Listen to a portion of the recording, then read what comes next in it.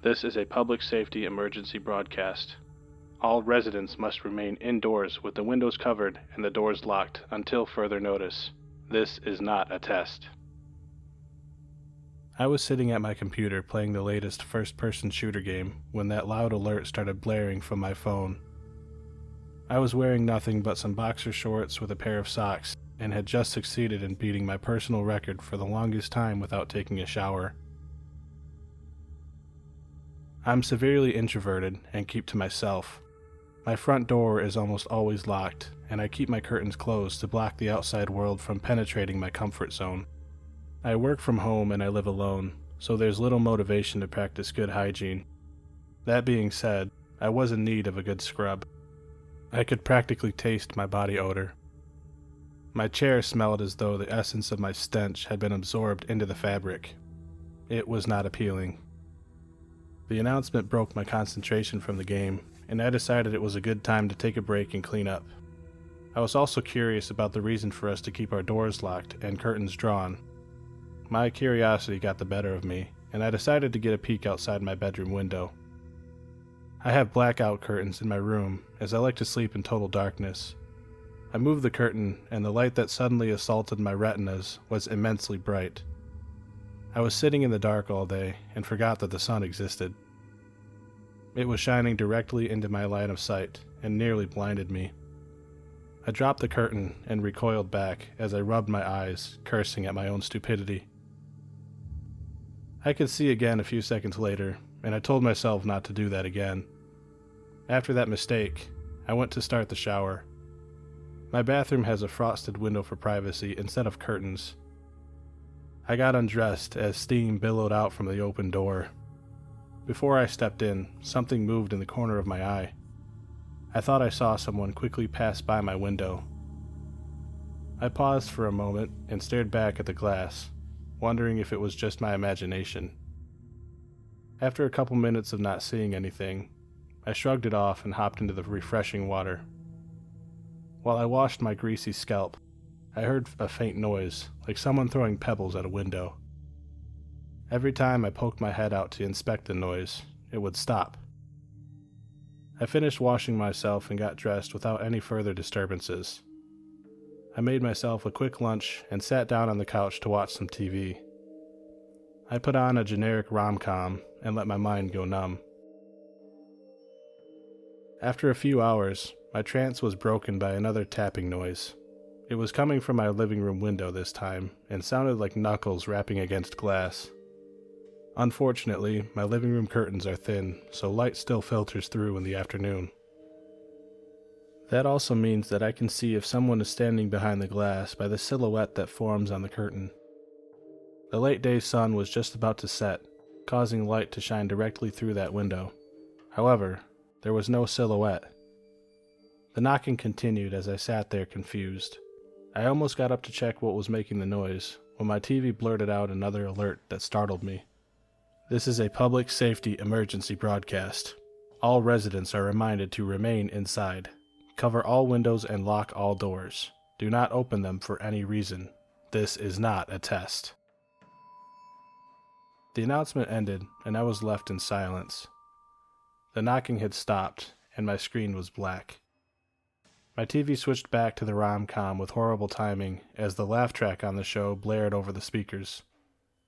I was officially unnerved and decided to call it an early night. I didn't feel safe sleeping in my room, as my bed is right next to the window. I slept on the couch and left the TV on all night to drown out any other strange noises. I woke up the next morning to the same alerts as the previous day. I rubbed my face and checked the time. 5 a.m. I didn't have to log into work for another 3 hours. I rubbed my face and turned on the local news channel. Instead of seeing the anchors reporting on the recent events, there was just a recorded message playing on repeat. It was narrating the list of rules displayed on the screen. I tried to switch to other news channels and was met with the same thing.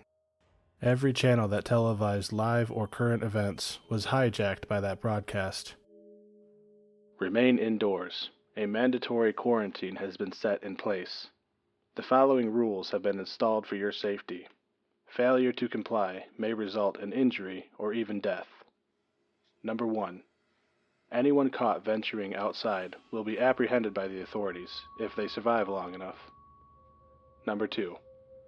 Refrain from looking outside.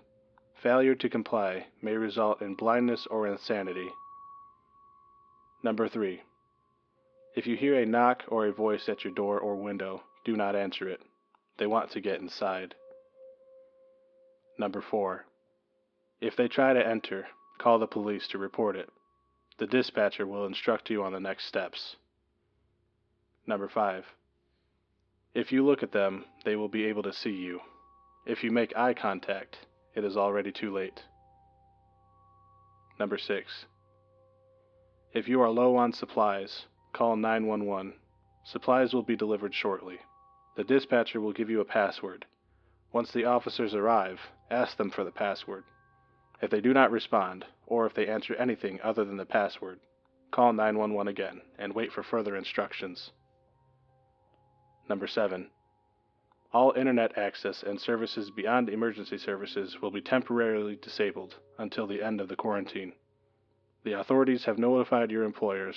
They will continue to pay your current wage until the quarantine ends. At first I was confused.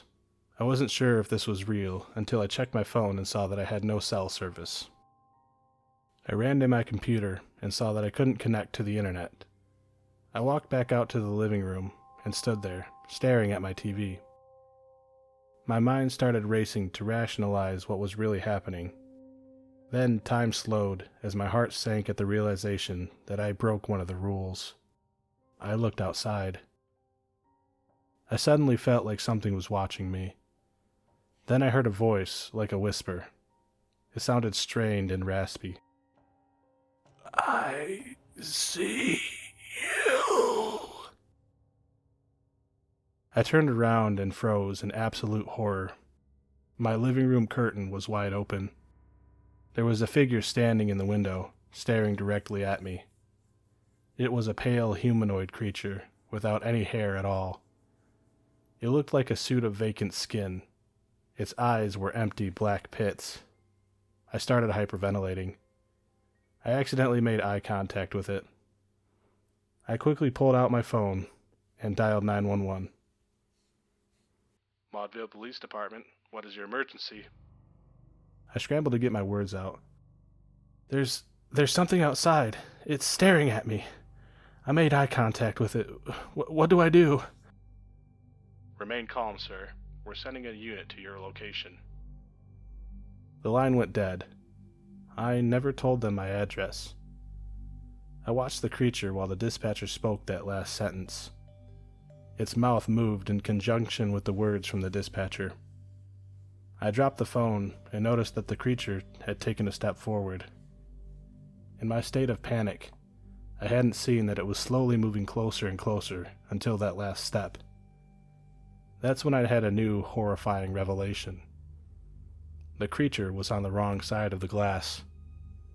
It wasn't outside staring in. I was looking at our reflections as it crept closer behind me.